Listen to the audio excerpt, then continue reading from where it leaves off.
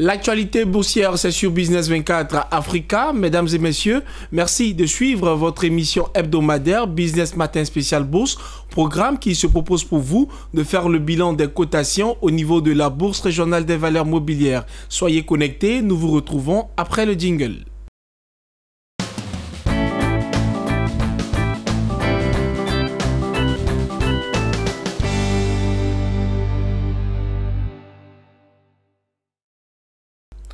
Retour sur le plateau, nous sommes en compagnie de notre consultant maison. Il est spécialiste des marchés financiers, vous l'avez deviné, il s'agit de Lodamas. Bienvenue à vous. Merci Daniel. Alors nous entrons dans le vif du sujet. La semaine du 18 au 22 février est à son terme. Qu'est-ce qu'on retient du bilan des indices principaux de la semaine écoulée? D'accord, donc en ce qui concerne les indices principaux, on retiendra que le BRVM10 est passé de 158,10 à 158,88 points, soit une hausse hebdomadaire de 0,49%.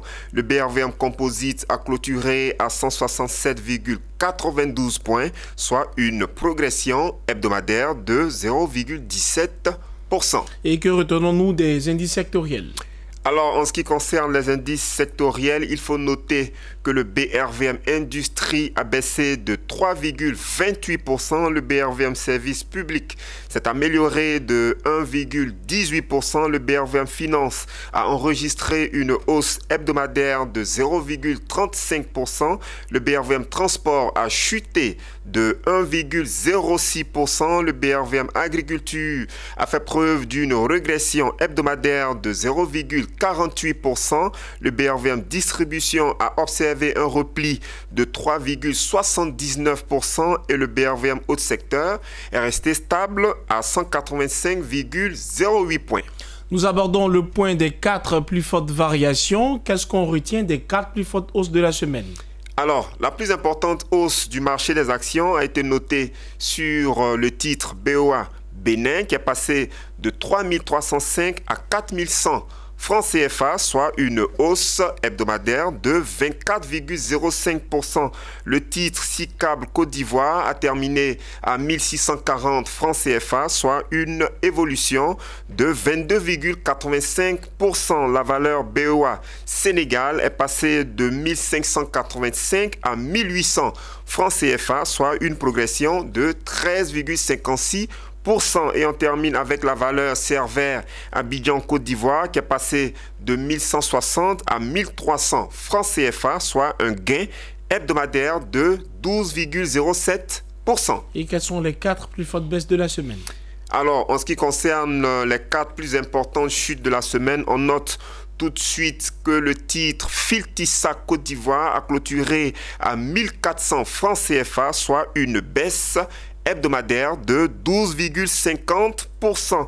La valeur Air Liquide Côte d'Ivoire est passée de 450 à 400 francs CFA, soit une perte hebdomadaire de 11,11%. Le titre CFA Motors Côte d'Ivoire a terminé son parcours en brandissant une cotation de 525 francs CFA, soit une chute de 11,02%.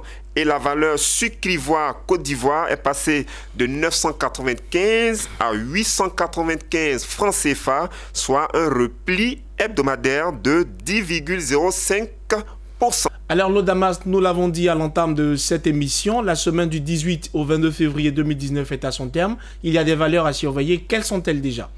Alors, nous allons commenter aujourd'hui 2 valeurs. Nous allons parler du titre BOA Bénin et nous allons également faire un commentaire à l'endroit de la valeur SICABL Côte d'Ivoire. Commentaire sur BOA Bénin.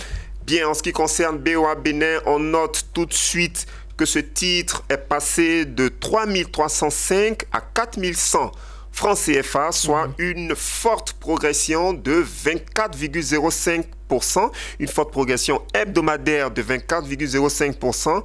Mais lorsque vous prenez pour repère la fin de l'année 2018, vous constatez que le titre BOA Bénin se retrouve avec un taux de variation de moins 2,38%. Donc BOA Bénin a affiché la plus forte progression hebdomadaire. il nous paraît important de rappeler certaines performances commerciales et financières de cette société. Alors, on rappelle tout de suite qu'en ce qui concerne les états financiers du troisième trimestre 2018, la banque BOA Bénin a terminé ce troisième trimestre avec un produit net bancaire estimé à 29,131 milliards de francs CFA, soit une progression de 2%. Le résultat avant impôt s'est affiché à 8,023 milliards de francs CFA, soit une chute de 22%. Le résultat net, par contre, a été évalué à 7,596 milliards de francs CFA, soit également une régression de 22%. S'agissant des concours à la clientèle, il faut savoir que BOA Bénin a accordé autour de 339,90 milliards de francs CFA en termes de concours à la clientèle, et donc cela a reflété un taux de variation de 12%. En ce qui concerne les dépôts de la clientèle, BOA Bénin a reçu autour de 516,90 milliards de francs CFA, soit une progression de 7%. Alors, on va sortir un peu de tout ce qui est dépôt de la clientèle ou financement de la clientèle pour faire savoir que BOA Bénin détient actuellement à peu près 25,87% de part de marché au niveau des crédits et également 25,93% de part de marché en ce qui concerne les dépôts. Okay? Donc, quand vous observez toutes ces données statistiques, vous vous rendez compte que la banque BOA Bénin occupe donc la première place du marché bancaire béninois. D'accord. Okay? Il importe également pour nous de rappeler que la banque BOA Bénin a procédé à une opération de fusion-absorption avec la banque de l'habitat du Bénin, et cela a entraîné de facto une augmentation du capital de BOA Bénin, une augmentation de 134 000 francs CFA. Je rappelle le montant, une augmentation donc de 135 134 000 francs CFA au niveau du capital de BOA Bénin. Et par la même occasion également, on a vu éclore autour de 135 164 nouvelles actions, il faut le préciser, qui seront donc admises à la cote à partir du mardi 12 mars 2019. À partir du mardi 12 mars 2019. Ce sont des détails très importants qu'il faut noter parce que cela pourrait influencer d'une certaine façon les cotations, enfin la trajectoire boursière de la valeur BOA Bénin dans les semaines à venir. D'accord. OK? Bien. Alors, on va passer à un autre titre, si vous permettez. Bien sûr, bien sûr. Donc, nous attaquons directement. D'accord? Nous attaquons directement la valeur SICAP Côte d'Ivoire pour rappeler que cette valeur, en termes de valeur boursière, elle est passée de 1335 à 1640 francs CFA, soit une accélération hebdomadaire de 22,85%. Et en prenant également pour repère la fin de l'année 2018, Daniel, on se rend compte que le titre SICAP Côte d'Ivoire brandit actuellement un taux de variation de 65,66%. Ce qui est une performance très intéressante parce que du coup, on se rend compte que le titre SICAP Côte d'Ivoire affiche la meilleure performance actuellement sur le marché des actions de la BRVM en prenant pour référence la fin de l'année 2018. Alors, est-ce que vous savez comment est-ce que la société SICAP Côte d'Ivoire a terminé le premier semestre 2018? Expliquez-nous donc. D'accord, donc on va vous rappeler les chiffres, cher investisseur Daniel. Alors donc, SICAP Côte d'Ivoire a terminé le premier semestre 2018 avec un chiffre d'affaires évalué à 6,473 milliards de francs CFA, soit une légère progression de 0,20%. Le résultat d'exploitation a baissé de 46% pour se retrouver à 652,80 millions de francs CFA. Le résultat avant impôt a été de 653 millions de francs CFA, soit une baisse de 46,20%. Et le résultat net a été de 835,4 millions de francs CFA, soit une chute de 6,90%. 10%. Donc, si vous remarquez bien, vous voyez que la société SICAB a baissé de performance au sorti du premier semestre 2018. Alors, les raisons de cette baisse de performance, telles qu'évoquées par les dirigeants de cette société, on note tout de suite que les prix de vente affichés par la société SICAB ont connu une baisse. D'accord. Donc, c'est le premier facteur. Le second facteur, c'est qu'on note également dans le secteur d'activité dans lequel la société SICAB évolue, on note une forte concurrence. Okay. On a également observé une hausse des matières premières utilisées par SICAB Côte d'Ivoire. Et le dernier facteur, la société a comptabilisé des charges provisionnées sur les stocks en cours. Et cela donc a dégradé son compte de résultats.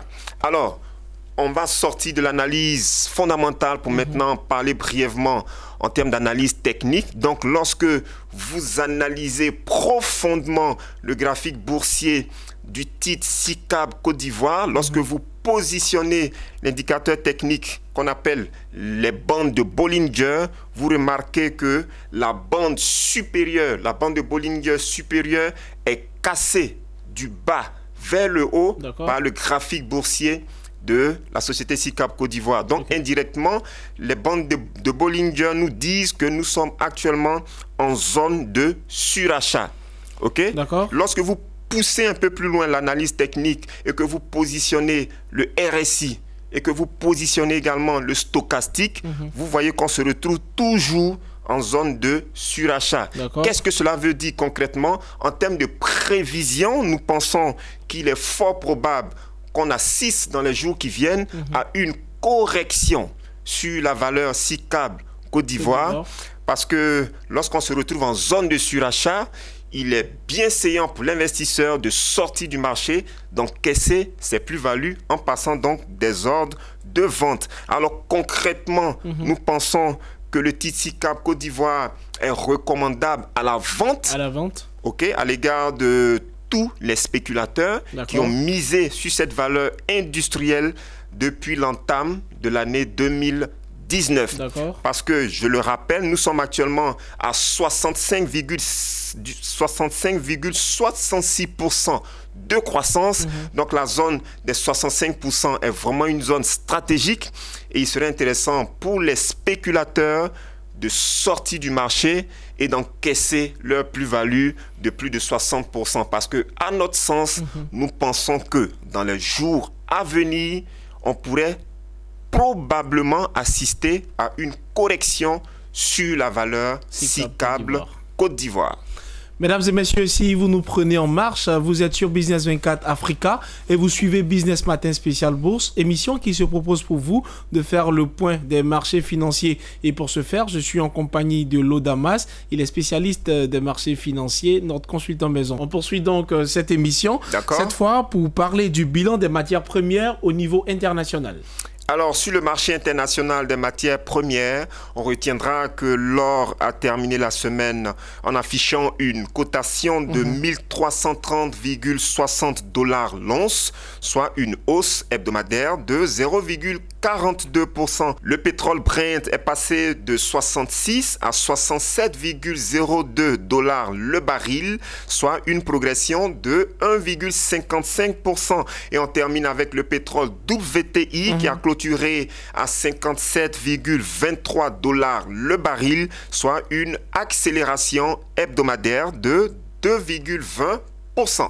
Alors, Lodamas, le bilan partiel de cette émission est terminé. Nous allons aborder maintenant la partie conseil aux investisseurs. Ils sont plusieurs, ces investisseurs, qui se demandent s'il faut avoir d'abord beaucoup d'argent avant d'investir. Qu'est-ce que vous leur répondez? Bon, je pense que c'est une question à laquelle on a très souvent répondu, même si la préoccupation revient à chaque fois. Effectivement. Il n'est pas nécessaire d'avoir beaucoup d'argent avant de commencer les investissements au niveau de la BRVM. Même si vous êtes un étudiant, si vous n'avez pas encore de travail, par exemple, si vous êtes, même si vous travaillez, que vos revenus mensuels ne sont pas trop importants, nous pensons que vous pouvez aussi débuter des investissements, débuter des transactions au niveau de la BRVM. Donc, pour répondre à votre question, nous disons qu'il n'est pas nécessaire d'avoir beaucoup d'argent pour débuter les investissements au niveau de la BRVM. Alors, il n'est pas nécessaire d'avoir beaucoup d'argent. C'est quoi la valeur minimale qu'il faut posséder? Non, il n'y a pas de valeur minimale en fait. D'accord. C'est vrai que chaque SGI, chaque société de gestion et d'intermédiation a ses critères.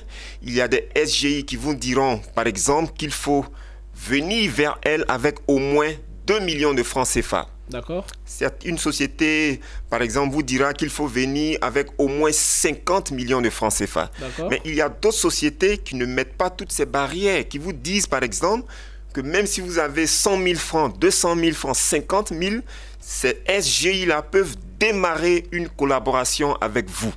Donc, si vous savez que vos revenus ne sont pas trop importants, vous pouvez commencer, par exemple, les transactions à la BRVM avec les SGI qui ne sont pas trop exigeantes en termes de premier versement, en termes de niveau basique pour ouvrir un compte titre dans ces SGI. Vous comprenez? Donc, pour répondre encore à votre question, il n'y a pas de montant minimal pour pouvoir donc investir dans une SGI. Il faut investir à travers une SGI en fonction de vos revenus. Si vous avez beaucoup de moyens financiers, vous pouvez approcher les SGI qui exigent un certain montant. Si vos moyens financiers sont limités, dirigez-vous vers les SGI qui sont moins exigeantes en termes de premier versement pour démarrer donc une collaboration avec ces SGI. Alors, j'ai une petite somme que je veux investir. Là, j'investis. Est-ce que c'est possible pour moi, en tant qu'investisseur, en tant que petit porteur, de participer aux assemblées générales de la société dans laquelle j'ai investi? Oui, bien sûr. Alors, de façon concrète, nous disons ceci. Vous n'avez pas assez d'argent. Vous êtes intéressé par le marché de la bourse. Le peu d'argent que vous avez, dirigez-vous vers une SGI qui peut accepter ce peu d'argent et démarrer une collaboration avec cette SGI. Si vous avez par exemple 50 000 francs, vous pouvez commencer à investir. Vous n'êtes pas obligé, Daniel, de renforcer votre portefeuille progressivement. Il serait intéressant pour vous d'aller à votre rythme. En matière d'investissement en bourse, vous n'êtes pas en concurrence avec quelqu'un. Vous n'êtes pas en concurrence avec votre voisin. Vous allez à votre rythme, en fonction de vos objectifs et en fonction des opportunités que vous identifiez au niveau du marché. Donc, vous investissez petit et vous renforcez progressivement votre portefeuille en fonction de vos moyens financiers.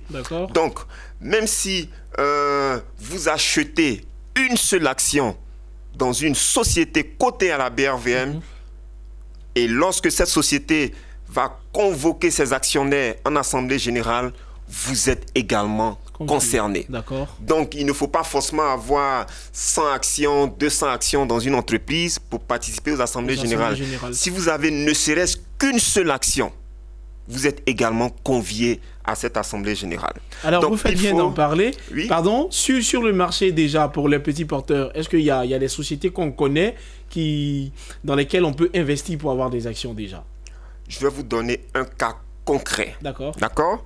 Le titre Nei Seda Côte d'Ivoire, vous savez combien il coûte actuellement? Allez-y. L'action Nei Seda Côte d'Ivoire coûte 190 francs. 190 francs. Le titre Crown CM Côte d'Ivoire coûte 260 francs.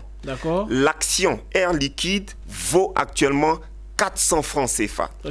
La valeur boursière du groupe Ecobank est actuellement évaluée à 19 francs CFA. La valeur boursière de l'action du groupe Ecobank vaut donc actuellement 19 francs CFA. Safra Côte d'Ivoire, c'est-à-dire Alliance Finance Côte d'Ivoire, coûte à la BRVM, l'action Alliance Finance Côte d'Ivoire coûte à la BRVM actuellement 215 francs CFA. Le titre CETAO Côte d'Ivoire vaut actuellement 150 francs CFA. Je termine avec la valeur CFAO Motors Côte d'Ivoire. Vous savez combien elle coûte? Dites-moi. L'action CFAO Motors Côte d'Ivoire vaut actuellement seulement 525 francs CFA.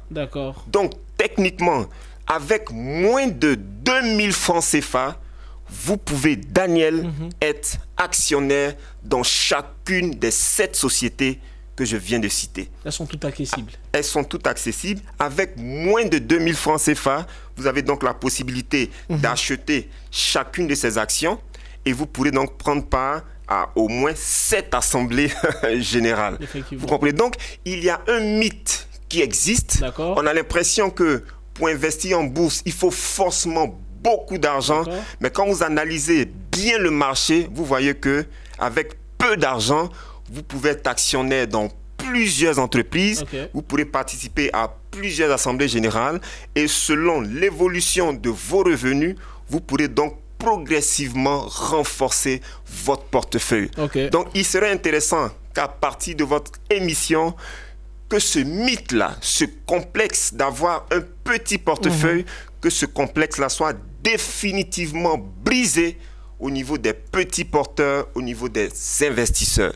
Nous tenons vraiment à marquer avec un stylo rouge cet aspect des choses pour que les gens ne se disent plus qu'il faut être forcément fortuné avant de démarrer les investissements en bourse. C'est totalement faux. Avec le peu de moyens dont vous disposez, vous pouvez démarrer des investissements à la BRVM. Alors, l'Odamas a brisé le mythe. C'est quoi votre mot de fin pour l'émission? Le mot de fin, nous tenons à encourager tous les investisseurs, que vous soyez des étudiants, des travailleurs, des chefs d'entreprise, des militaires, des fonctionnaires, etc. Vous avez la possibilité d'investir à la BRVM. Vous n'avez pas besoin de moyens financiers trop importants pour démarrer une collaboration avec une société de gestion et d'intermédiation. Vous comprenez? On l'a démontré tout à l'heure, avec moins de 2000 francs CFA, vous pouvez vous retrouver actionnaire dans au moins 7 sociétés actuellement cotées à la BRVM. Ne vous laissez pas effrayer par les éventuels frais de gestion, par les éventuels frais que la SGI pourrait prélever au niveau de vos différentes transactions. Ce sont des frais vraiment minimes. Donc, vous avez la possibilité d'ouvrir votre compte titre, de démarrer petit à petit et de renforcer progressivement votre niveau d'investissement au niveau du marché.